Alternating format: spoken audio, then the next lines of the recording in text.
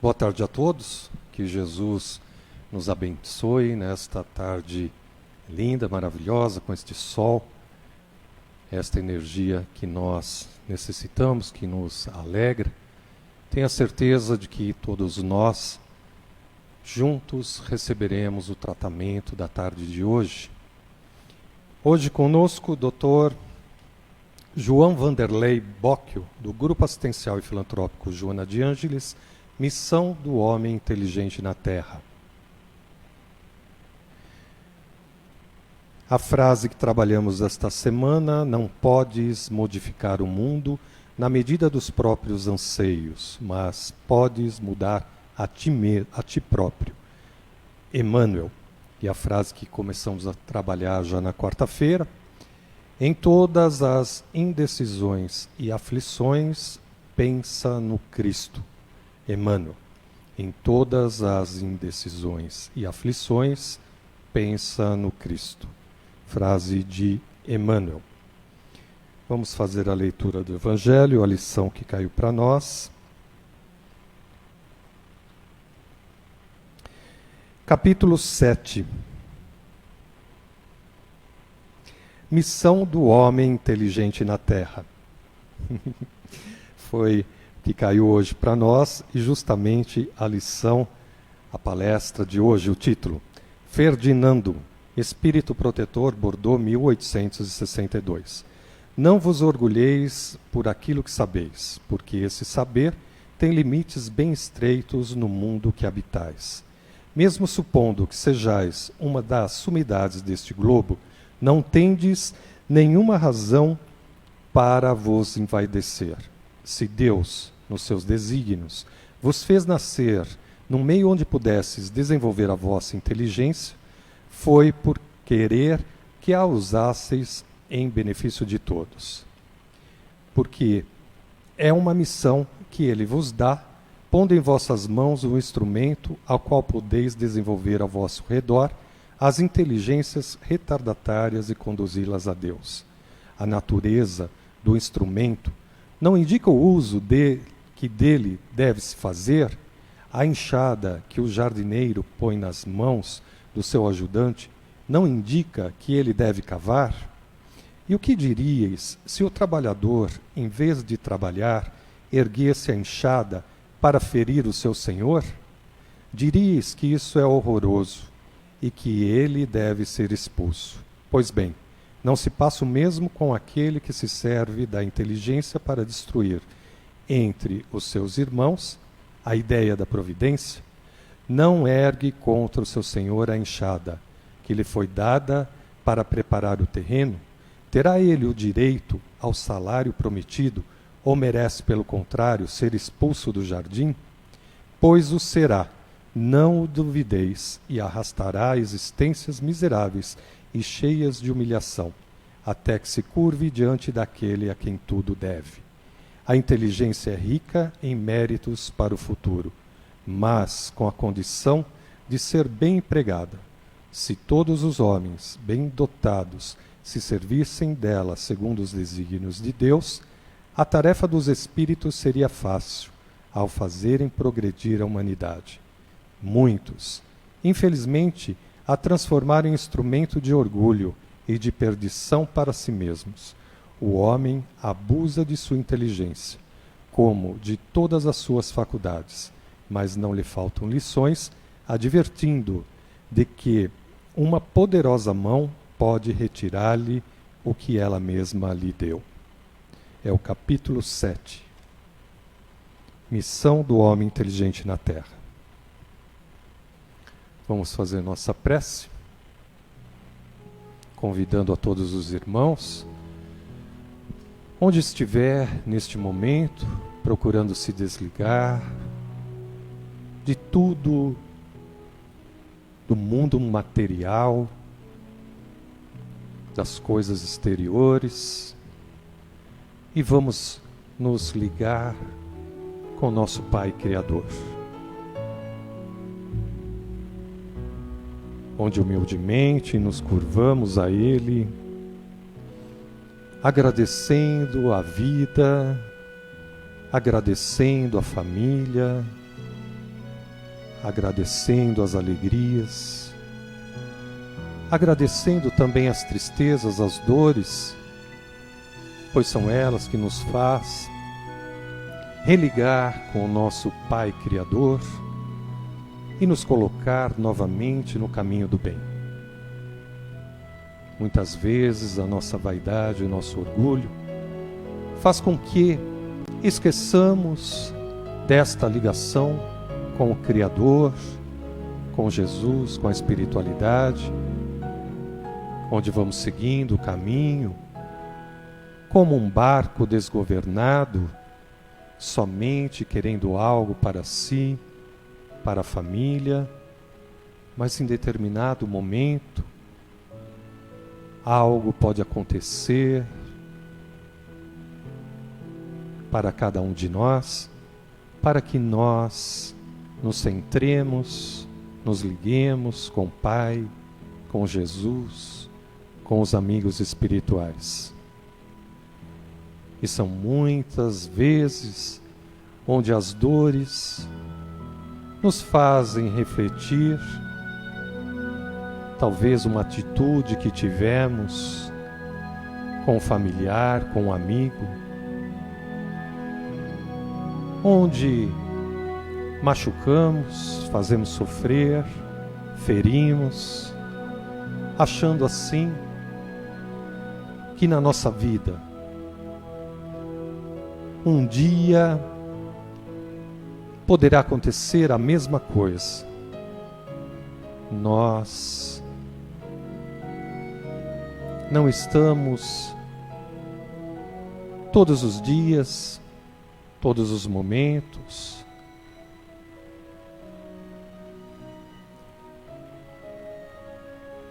sempre felizes, cheios de coisas materiais. Um dia talvez chegará o nosso momento em que será pedido algo ou tirado algo de nós, para que nós possamos acordar e tratar todos os nossos irmãos como nós gostaríamos de ser tratados. Agradecemos Jesus, agradecemos a todas as equipes espirituais desta casa e tantos outros espíritos que vêm nos socorrer aqui dentro desta casa, dentro do seu lar, no seu local de trabalho, seja no hospital, em qualquer lugar aonde estivermos ou aonde alguns de nossos familiares estão, temos a certeza de que estes amigos chegam, levando assim o lenitivo a cada um. E nós vamos abrir nosso coração neste momento para sentir estas presenças amigas, levando o lenitivo para a nossa dor. E somos agradecidos, pois quando nós pedimos, somos atendidos. Para alguns, talvez acreditam que as mãos de Deus e dos amigos espirituais não estão ali prontos a atendê-los. Tudo ao seu tempo, tudo ao seu momento, podemos sim pedir. E tudo chegará no momento certo, pois a espiritualidade sabe o que é melhor para nós.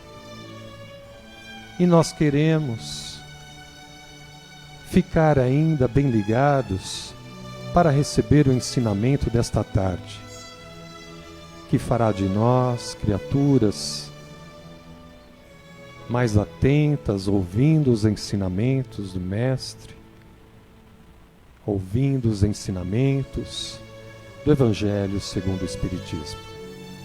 Que Jesus abençoe todos nós que nós possamos estar ligados e fortalecidos em pensamento e sentimento, pois isto é que fará de nós uma grande barreira, impedindo que as forças ocultas negativas possam atingir cada um de nós.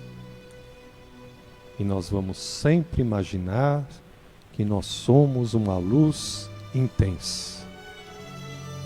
E como luz, nós vamos sempre atrair aqueles amigos espirituais para nos auxiliar, e nós também, sendo luz, para levar luz àqueles nossos irmãos necessitados. Nos abençoe, Jesus, e nos proteja, Mãe Maria, Mãe Santíssima. Que nestes momentos, todos nós, diante de Jesus e dos amigos espirituais, vamos recebendo o tratamento no dia de hoje. Pai nosso, que estais nos céus, santificado seja o vosso nome.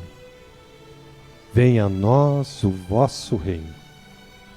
Seja feita a vossa vontade, assim na terra como no céu. O pão nosso de cada dia nos dai hoje. Perdoai as nossas ofensas, assim como nós perdoamos a quem nos tem ofendido. E não nos deixeis cair em tentações, mas livrai-nos de todo o mal, que assim seja. E vamos envolvendo com muito carinho o nosso irmão, Dr. João Vanderlei, para que ele traga a sua mensagem e leve de todos nós as melhores vibrações para o seu lar e para toda a sua família. Que Jesus abençoe todos nós. Que assim seja.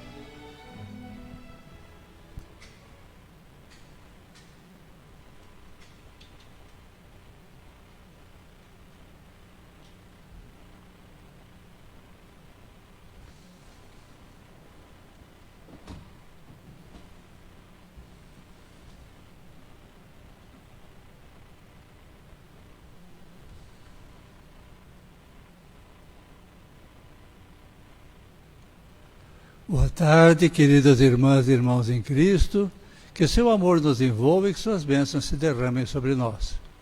Bem, como disse o Edson, hoje nós vamos falar sobre a missão do homem inteligente na Terra. Mas antes de começar a palestra propriamente dita, eu vou esclarecer a vocês que hoje em especial, nesta data, a missão inteligente do homem na Terra hoje é lembrar da sua amada, oferecer para ela um buquê daqueles virtuais bem lindos que existem na nossa internet, porque realmente é um dia que merece ser comemorado. Bem, vamos então tratar do nosso assunto propriamente dito. A missão do homem inteligente na Terra está no capítulo 7º do nosso Evangelho segundo o Espiritismo. E, por coincidência, é o último item, é o item 13, que faz o fecho deste capítulo. Mas que capítulo é este e como é que ele é aberto? Este capítulo é o capítulo das bem-aventuranças. E nessas bem-aventuranças, a primeira delas é que Jesus nos diz: bem-aventurados os humildes, porque deles é o reino dos céus. Então vejam, realmente nós começamos com humildade e terminamos com a missão do homem na Terra. E a missão do homem na Terra, uma das grandes características é exatamente o exercício dessa humildade. Como nós sabemos que nada acontece por acaso, quando Kardec foi inspirado a fazer o nosso Evangelho, esses dois textos ficaram nesta posição bem a calhar, um abrindo e o outro fechando com chave de ouro. Mas vamos nos lembrar aqui de que realmente a missão que o homem tem que cumprir na Terra é o uso positivo da sua inteligência. Mas e de onde veio essa inteligência do nosso querido homem?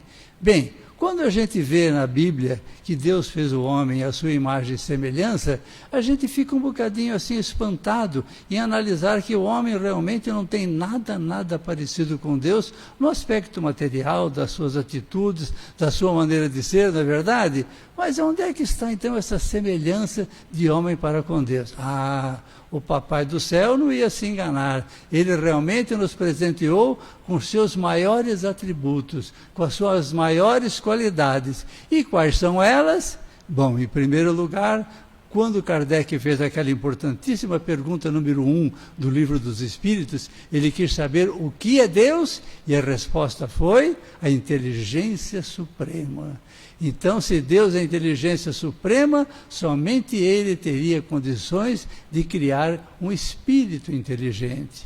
E quando Ele fez a criação do mundo, Ele fez as plantas, fez os animais, as aves, todo mundo, mas Ele não deu a razão, a inteligência a nenhum deles. A inteligência, eu digo, no sentido de raciocinar, de pensar por si próprio. Lógico que todos os animais também têm a sua inteligência animal. Para começar, Deus já fez principalmente os quadrúpedes com o seu rosto voltado para o chão, porque eles não têm perspectiva que nós temos da eternidade, da vida futura e assim por diante. E aí então Deus nos colocou aqui como espíritos inteligentes. Essa foi a primeira e grande qualidade que Ele nos fez semelhantes a Ele. Mas não ficou por aí. Ele nos atribuiu uma outra qualidade tão importante quanto esta, é o livre-arbítrio. Ou seja, além de termos razão, além de pensarmos por conta própria, ainda somos totalmente independentes para fazermos o que quisermos, do jeito que quisermos. E para fechar com chave de ouro esses atributos, essas qualidades, Deus tem vida eterna e Ele presenteou também a nós com vida eterna. Então, minha gente, vamos nos lembrar que se Deus nos deu essa inteligência, Ele nos deu com uma boa finalidade. A finalidade que Deus nos deu foi exatamente de aplicar essa inteligência na nossa missão do homem aqui na Terra. E vejam que quando nós falamos em missão, a gente se reporta ao livro número 2, do capítulo 10, lá fala das ocupações e missões dos espíritos. Ali nós vamos ter detalhadamente o que cada um de nós veio fazer aqui e como é que Deus atribui essas missões. Vocês vejam que quando Kardec pergunta a respeito das missões, alguém pergunta, mas afinal de contas, alguém não pode assumir uma missão e falhar? Pois é. Mas Deus, como sabe tudo, se essa pessoa falhar na sua missão, foi porque Deus já sabia que ele falharia, e esse é um caminho para que ele se reabilite, para que ele tente de novo e ele seja uma pessoa melhor. Mas de todas essas missões também se esclarece, não existem missões grandiosas nem missões pequenas. Todos nós temos as nossas missões e, como homens inteligentes, devemos cumpri-las todas. E quais são essas missões? Em primeiro lugar, Deus escolhe os seus missionários. Então vocês vejam que quando ele escolheu um Gandhi, quando escolheu uma Madre Teresa, um Chico Xavier, ele realmente sabia o que estava fazendo. Mas, ali quando se fala que não há importância das missões, nem grandiosidade, nós sabemos que aqueles que são responsáveis na sua missão, principalmente os nossos governantes, por um povo todo, por uma nação inteira, então a responsabilidade dele é muito maior. Mas, afinal de contas, somente as grandes ações, as grandes missões é que devem ser destacadas? De jeito nenhum. Quando a gente olha na história medieval, quando nós verificamos aquelas catedrais góticas lindas, imensas, que enfeitam inclusive a nossa época de hoje, a gente chega à conclusão, puxa, mas olha, o arquiteto que teve a missão de desenhar essa igreja, essa catedral, realmente, ele é muito inteligente, ele teve uma missão grandiosa. Aí eu pergunto para vocês, de que valeria toda essa grandiosidade do projeto desse arquiteto se não houvesse aquele operário humilde para carregar nas costas aquelas pedras todas que edificaram aquela igreja? Se não tivesse aquele servente que preparasse toda a argamassa necessária para unir todas essas pedras? Então vocês vejam de que realmente não há apenas missões importantes. Todas missões são importantes. Todo mundo simplesmente tem que fazer a sua parte. Por exemplo, nos dias de hoje, se nós olharmos em missões importantes, nós simplesmente temos que agradecer àqueles que têm as missões mais humildes. Um simples lixeiro, a missão dele é preservar a saúde de toda a população, nossa, de nossa família. E vocês já viram a missão daquele motoqueiro que vai lá em casa levar a comida, que nós não podemos sair de casa, que vai levar a encomenda que nós contratamos ali? Pois é, a sua missão é correr os riscos que nós não corremos para nos atender. Então podemos dizer que essa é uma missão menor? De jeito nenhum. Então todos nós temos que exercer as nossas missões de acordo com a nossa capacidade. E aqui então, quando nós nos lembramos das missões, nós vamos lembrar de que Deus deu a inteligência ao homem para dela fazer bom uso. Mas, como disse o nosso amigo Edson, por coincidência hoje a leitura do Evangelho foi exatamente o texto sobre o qual nós iremos falar, mas só vamos lembrar que ele foi transmitido por um espírito protetor chamado Ferdinando em 1862 em Bordeaux. Eu só vou relembrar para vocês a primeira frase que ele fala nesse texto. Olha, não sejas arrogante do que sabes, pois este saber tem limites bem circunscritos no mundo que habitas. Ou seja, nós não somos donos de toda inteligência nem de toda verdade. Nós estamos aqui para fazer bom uso dessa inteligência que Deus nos deu. E vocês percebem que mais adiante ele faz aquela linda comparação com o senhor dono do jardim, né, que diz que se ele deu a enxada ao jardineiro, foi para que o jardineiro capinasse, cavocasse a terra, cuidasse de todas as plantas e fizesse um bom trabalho com essa enxada. E vamos admitir então aqui que essa enxada representa aquela inteligência que Deus nos deu. E o que ele diz em seguida? Se ele, ao invés de usar essa enxada para o bem, ele avançasse contra o seu senhor, tentando atacá-lo, o que ele estaria fazendo? Ele estaria utilizando de uma maneira errada exatamente aquele dom, aquele presente que ele havia recebido do seu senhor. E isto, infelizmente, nós vimos muito na nossa humanidade. A humanidade teve figuras tristes que usaram a sua inteligência para o mal. Vejam o Mao Tse-tung, responsável pela morte de 70 milhões de chineses. Um Stalin responsável pela morte de 40 milhões de russos.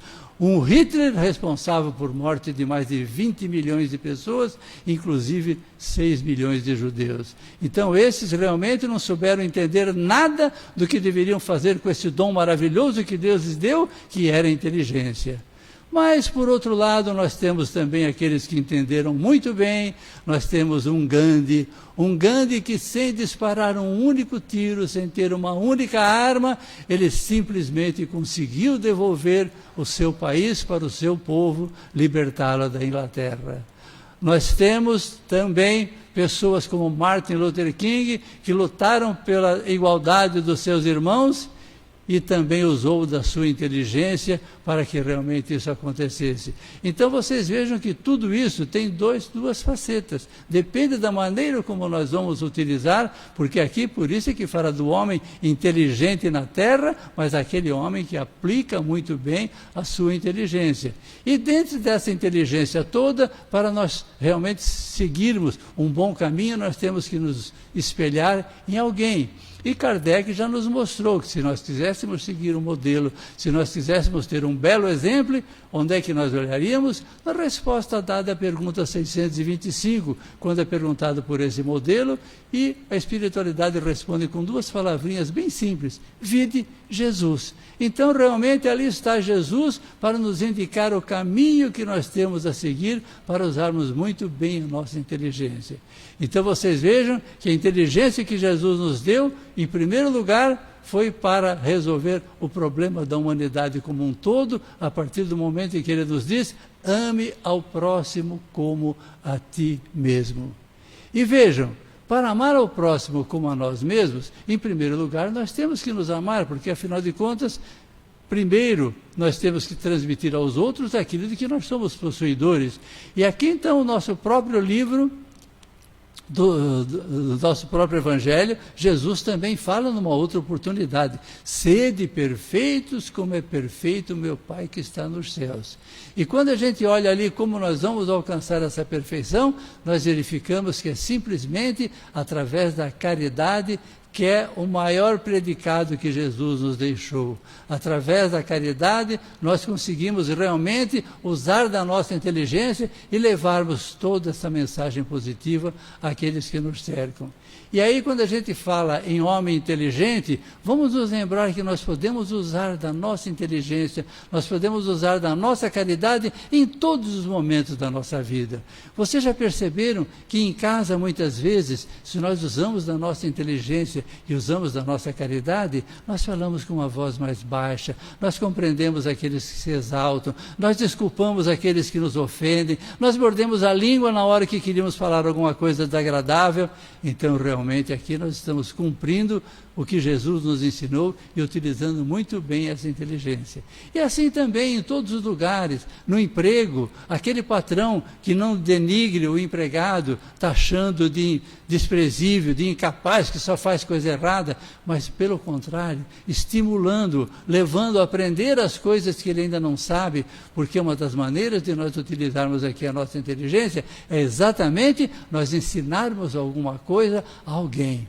Um grande filósofo disse uma vez que aquele que aprende realmente é um sábio, mas aquele que ensina o que aprende, esse, gente, é um iluminado. Então nós precisamos ensinar tudo que nós aprendemos. Essa doutrina maravilhosa de Jesus nos traz tudo que nós precisamos saber. Então aqui, vamos nos lembrar que também dentro da caridade, nós temos a figura daqueles da parábola dos 3 talentos. Vocês lembram da parábola dos 3 talentos? Que o Senhor, então, que Jesus está representando ali a Deus, né, deu a um servo 5 talentos, deu ao outro 2, deu ao outro 1. Aquele com 5 transformou em 10, aquele com 2 transformou em 4, e aquele com 1, com medo de que acontecesse alguma coisa de errado, ele simplesmente o enterrou. Vejam, aqui vamos nos lembrar, em primeiro lugar, na história da nossa inteligência, que nenhum de nós está aqui atingindo o mesmo nível intelectual, moral, de progresso que mais ninguém. Cada um de nós teve o seu número de encarnações, cada um de nós aproveitou o seu aprendizado, então cada um de nós tem a sua capacidade, tem a sua maneira de ser e aquilo que pode ser feito. E o que quer dizer nessa palavra dos talentos é que se Deus deu 5 àquele, primeiro, é porque ele sabia que esse tinha capacidade para ganhar outros 5. Se ele deu 2 para aquele outro que tinha uma capacidade menor, mas sabia que ele tinha capacidade para ganhar 2. Por outro lado, por que ele deu apenas 1 talento àquele último? Aquele último porque realmente ele era receoso, ele era medroso, e vamos admitir aqui entre nós que esse talento fosse a caridade, que esse talento fosse o amor ao próximo. Já pensou? Recebeu esse talento maravilhoso de Deus e o enterrou, não amou a ninguém, não prestou nenhum serviço, não foi tentar resolver os problemas dos outros. Olha que talento que a gente muitas vezes esconde, e isso acontece conosco. Nós também não devemos esconder os nossos talentos. Então tem muita gente que fala: eu queria tanto praticar a caridade, mas olha, como é que eu vou praticar a caridade se muitas vezes eu não tenho nem para mim? Mas isso porque a gente sempre encara uma face da caridade no sentido material, como se realmente nós darmos coisas para as pessoas fosse um gesto de caridade. Não que não o seja. É lógico que se você tem em casa roupas que não usa mais, se você pode dar uma cesta básica, tudo isso realmente é muito válido. Mas o que Jesus quer de nós é algo muito maior. Ele quer de nós alguma coisa que nós podemos dar pelo uso da nossa inteligência, pelo uso da nossa paciência, quando realmente nós sabemos ser aquele ouvido amigo daquele que tem algum problema para contar, quando nós sabemos ter aquele ombro daquele que está precisando tanto de um ombro para chorar, e assim por diante. A caridade espiritual realmente é o bom uso da nossa inteligência, sem que nós gastemos 1 centavo para exercê-la. E aqui então nós temos que nos lembrar dentro daquelas pessoas que realmente souberam ser caridosas, souberam usar bem a inteligência. Esta semana eu estava vendo a respeito de uma grande figura aqui no estado de São Paulo, que todos vocês vão se lembrar dele. Ele se chamava Antônio Hermílio de Moraes. Para quem não sabe, Antônio Hermílio de Moraes era um dos donos, o presidente da fábrica de cimento Votorantim, um dos homens mais ricos do Brasil. E nós então sempre pensamos, se eu tivesse essa dinheirama toda, eu correria mundo, eu faria isso, faria aquilo. Mas vejo esse homem inteligente, que missão maravilhosa que ele abraçou nesta terra. Vocês sabem qual era a principal função do Antônio Hermílio de Moraes? Era levantar-se todos os dias muito cedinho e ir para a Beneficência Portuguesa, onde ele dava expediente de graça, onde ele colocava o seu dinheiro, onde ele resolvia todos os problemas. Por quê? Porque ele sabia que ali era um centro muito procurado pelas pessoas mais necessitadas. E ele, enquanto teve saúde, enquanto teve vida, ele exerceu essa função de uma maneira maravilhosa. E para nós conhecermos um bocadinho do desprendimento desse espírito, na sua biografia também fala que ele, com todo o dinheiro que tinha, a gente diz que quando tivesse tanta grana iria correr o mundo. Vocês sabem quantas viagens Hermílio de Moraes fez para a Europa? Ele fez uma única viagem. E sabe que viagem foi essa? Ele foi à Europa em lua de mel. Agora, pasmem, a sua recém-adquirida esposa, como é que ela se comportou diante dos interesses dele. Vocês sabem o que Antônio Hermílio de Moraes fez lá na França? Ele foi no Louvre, foi lá no Palácio de Versailles, foi no Arco do Triunfo, foi visitar a Torre Eiffel? Não. Ele foi visitar uma fábrica de cimento. Ele queria saber o que ele poderia trazer aqui para a sua fábrica, que existia de bom lá na Europa. Então, essa é uma figura de que realmente a gente percebe de alguém se utilizando dessa maneira tão positiva dos seus talentos, usando a sua inteligência realmente como essa missão tão importante do homem aqui na Terra. Então, minha gente, vamos nos lembrar que também Deus quer de nós uma participação em tudo que nós fazemos. Se nós realmente recebemos a inteligência de Deus, Ele quer que com essa inteligência, nós, já que somos semelhantes a Ele, também sejamos coautores. Mas coautores de quê? Coautor é aquele que faz alguma coisa junto. Mas o que nós fazemos junto de Deus? Tem duas coisas importantíssimas, eu diria para vocês que são as duas coisas mais importantes da humanidade, que Deus exige a nossa participação. Vocês sabem qual é a primeira destas coisas? A primeira é a criação do mundo. Mas espera lá, está na Bíblia que Deus criou o homem. Nós não temos a capacidade de criar nada. Não temos a capacidade de criar por conta própria. Mas vejam como Deus nos deu importância no momento em que Ele atribui a nós a coautoria da vida neste mundo. Vocês já perceberam que se um homem não se une a uma mulher, não tem nova vida. Se todos nós resolvêssemos, os 7 bilhões deste planeta, fazer uma greve de sexo a partir de amanhã cedo, daqui 100 anos a Terra seria um planeta desabitado. Porque Deus não faria o homem surgir assim, de um repolho, ali da horta, como ensinavam as vovozinhas de antigamente para as suas filhas, não é verdade? Deus quer a nossa participação. Se nós não agirmos, a nova vida não surge. E o que nós fazemos de positivo para isso? Bom, nós fazemos muito pouco, não é verdade? Nós nos unimos à nossa esposa, o nosso espermatozoide se encontra com o óvulo dela, e a partir daí o milagre acontece por obra de Deus. É Ele que faz aquela multiplicação, é Ele que faz aquelas coisas tão microscópicas e insignificantes, que seja um ser dotado de inteligência, com um organismo 100% garantido, com tudo funcionando, sistema circulatório, respiratório, digestivo, graças ao milagre de Deus. Mas Ele quis a nossa coautoria, Ele quis que nós participássemos. E qual é o segundo fator mais importante na vida da humanidade? O segundo fator mais importante de que Deus exige a nossa participação, sabe qual é? É a salvação do ser humano, é a salvação da humanidade. E vocês já perceberam que Deus exige de cada um de nós a nossa participação nesta salvação. Nenhum de nós se salvará sozinho. Se alguém muito religioso, muito ligado a Deus, fala assim, olha, eu vou me retirar para uma ilha bem longe e vou ficar lá dia e noite rezando, orando e pedindo a Deus. O que vai adiantar? Absolutamente nada, porque nós estaríamos deixando de cumprir o mandamento maior deixado por Jesus. Ame ao próximo. Ora, se eu estou sozinho numa ilha, num lugar fechado, isolado, não tem nenhum próximo para que eu ajude. E se eu não ajudo nenhum próximo, eu não estou me promovendo, eu não estou adquirindo os créditos necessários para a minha salvação. Esse é um aspecto da nossa salvação, mas existe um outro aspecto mais importante ainda, que Deus quer que nós contribuamos também para a salvação daqueles que estão à nossa volta.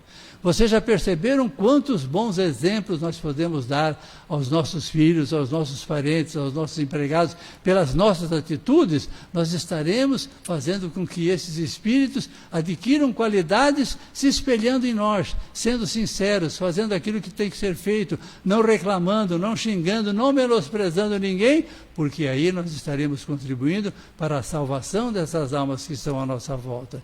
E a gente sabe que em termos de inteligência, ninguém está aqui e atingiu o ápice maior. Ninguém está aqui e é dono de toda a inteligência do mundo. Aliás, nós nem sabemos exatamente o quanto de inteligência cada um tem nesta encarnação. E por quê? Simplesmente porque nós não sabemos quantas vezes nós já passamos por esse mundo, quantos aprendizados nós já fizemos, e às vezes a gente olha à nossa volta e nós percebemos aquelas pessoas que estão precisando dessa ajuda. E aqui então nós temos um reflexo daquilo que Deus nos deu, que se Ele nos deu uma boa inteligência, é para nós que nós a dividamos com aqueles que têm menos inteligência. Então, quando você percebe uma pessoa que não tem condição de raciocinar por conta própria, que está meio perdido na vida, que ainda não se encontrou com Deus, você deve fazer exatamente aquilo que Jesus pregou quando Ele nos legou a sua doutrina. O que Ele disse?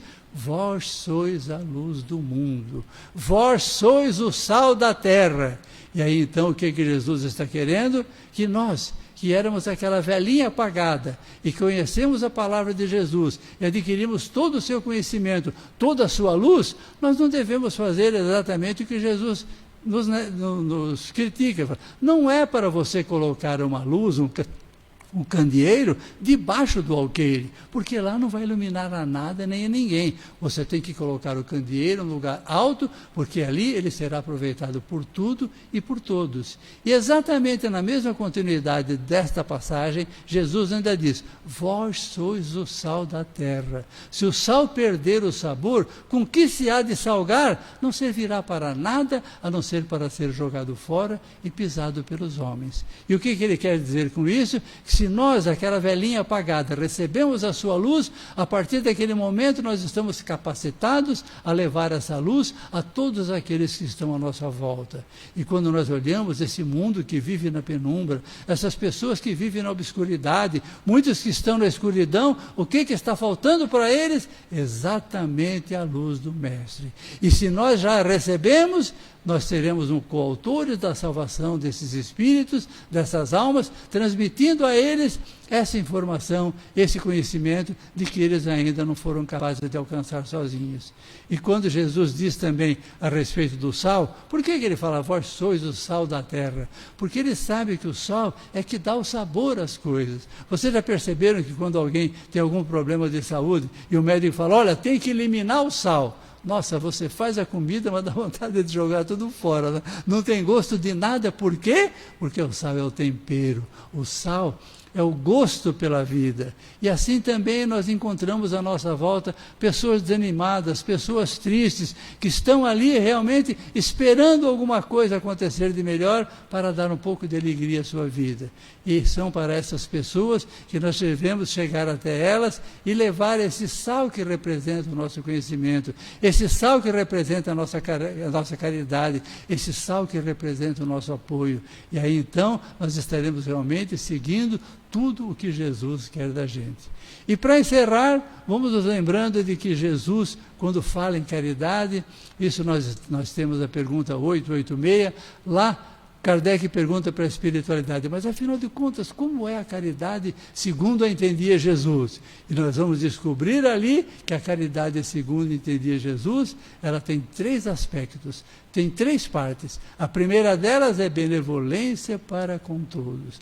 Benevolência para com todos é exatamente uma das maneiras do homem inteligente aqui na face da Terra se utilizar de uma ótima missão. Por que ele tem que ser benevolente? Porque todo mundo não tem o mesmo nível de inteligência, nós não sabemos o quanto essas pessoas conseguem suportar. Então, sejamos benevolentes, aceitemos essas pessoas tais quais elas são, com as suas falhas, com as suas deficiências, porque eles devem ter um caminho muito longo ainda a ser percorrido por aqui. E o segundo item qual é? Indulgência com as faltas alheias. Mas afinal de contas, o que é indulgência com as faltas alheias? É você saber perdoar, é você saber compreender, é você não olhar para aquele que está do seu lado e falar, puxa vida, mas por que não aprende do jeito que eu ensinei? Por que não faz do jeito que eu quero? Simplesmente porque não pode, não amadureceu, não aprendeu ainda, precisa da nossa indulgência. E, finalmente, a última parte, que é aquela que Jesus exige mais de nós, é o perdão das ofensas. Quantas vezes nós nos magoamos por coisas tão insignificantes, quando Jesus nos ensinou a perdoar tudo, a perdoar inclusive os nossos inimigos, a perdoar inclusive aqueles que nos perseguem, que nos caluniam. Puxa vida, se Jesus pediu tudo isso para nós, é porque ele sabia que podia contar conosco. É porque ele confiava que realmente a nossa inteligência já estava pronta para ser aplicada aqui nessa missão na Terra, de acordo com os seus ensinamentos. E para aqueles que não conhecem todos esses ensinamentos, através do nosso exemplo, através da nossa boa vontade, todos eles vão acabar nos acompanhando.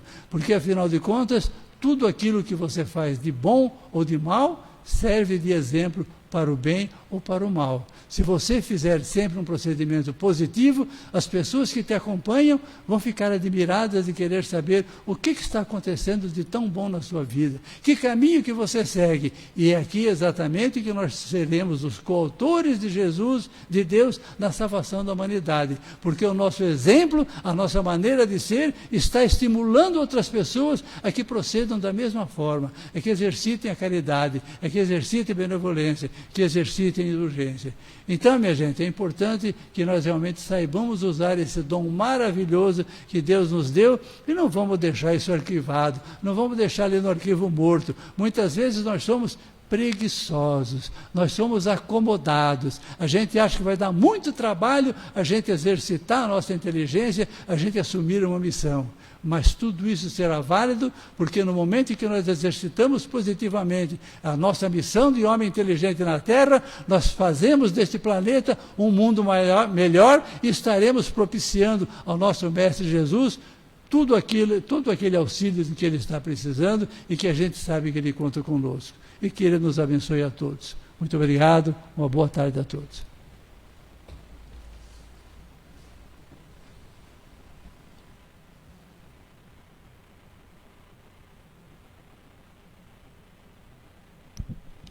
Nós agradecemos ao Dr. João Vanderlei Bocchio por trazer estes ensinamentos para todos nós nesta tarde.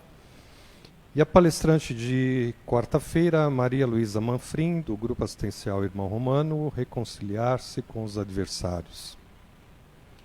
Sexta-feira que vem a palestrante Elisete Leandrini, do Grupo Espírita Seara das Fraternidades, trabalhadora aqui da nossa casa, o sacrifício mais agradável a Deus. Rapidamente as nossas recomendações, está lá no nosso site www.searadasfraternidades.org.br. Tratamento à distância é o tratamento que todos estão fazendo nesses momentos aqui, às quartas-feiras e sextas-feiras, né? Para vocês de sextas-feiras que vinham presencial aqui na nossa casa, é o tratamento que vocês deveriam fazer logo mais, e aqueles que estão nos ouvindo, que ainda não conhecem o nosso trabalho, no nosso site tem todas as recomendações ali, o nosso trabalho, como procede, e você poderá se preparar da seguinte forma: à noite, horário que você for deitar, faça a sua prece, a ligação espiritual com seu mentor individual, com o Dr. Hans, que é o médico responsável pela equipe aqui da nossa casa, e Dr. Bezerra de Menezes, o coordenador dos nossos trabalhos, pedindo todo amparo, proteção e que possam fluidificar a sua água. Nós pedimos para você colocar uma garrafa, uma jarra, um copo, o que você desejar, e amanhã ao acordar comece a beber esta água 3 vezes ao dia, manhã, tarde e noite, e manhã ou manhã e noite. À medida que esta água for diminuindo, você vai acrescentando, colocando mais água no recipiente. Então, sexta-feira que vem, antes de iniciarmos aqui esse trabalho, você beba toda a água, se sobrou, e à noite deverá retornar com o procedimento, fazendo o tratamento à distância, colocando uma nova água. E vai fazendo assim durante todas as semanas, né, até retornarmos os trabalhos. Hoje nós pedimos alguns cuidados: evitar a carne vermelha, o cigarro, a bebida contém álcool e não manter relação sexual. Né? Hoje, atividade física, pelo menos 2 dias vamos evitar. E nós pedimos sempre que é importante a tua fé é quem vai te curar, e os nossos tratamentos espirituais não dispensam tratamento médico. Então, tudo que for pedido pelo seu médico da matéria, por gentileza, faça, não interrompa. Caso tenha que passar por cirurgia material, no dia mentalize, peça a Dr. Bezerra de Menezes e equipe do Dr. Hans que possa acompanhar você, ou familiar, ou alguém que tiver que passar por cirurgia. Caso você tenha um familiar que esteja internado, se tiver condições de colocar a água, coloque a água. Caso a pessoa estiver na UTI, fique tranquilo, você mentalize na sua prece, no momento que você for deitar, peça a equipe para ir, né, para se deslocar até onde está este familiar. E com certeza, eles estarão lá dando todo o suporte. Tá certo? Se ficou alguma dúvida, não fique com dúvida, faça pergunta para nós no nosso mandando um e-mail g.e.searadasfraternidades@bol.com.br.